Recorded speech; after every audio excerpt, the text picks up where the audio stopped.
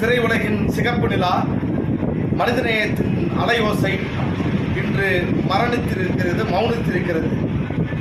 நடிகர், கேப்டன், அரசியல் கட்சி தலைவர், சமூக சேவர், வள்ளல் என பன்முக தன்மை கொண்ட மகத்தான தலைவன். இலங்கை தமிழருக்காக திரையுலகில் முதலாக உண்ணாவிரதம் இருந்தவர்.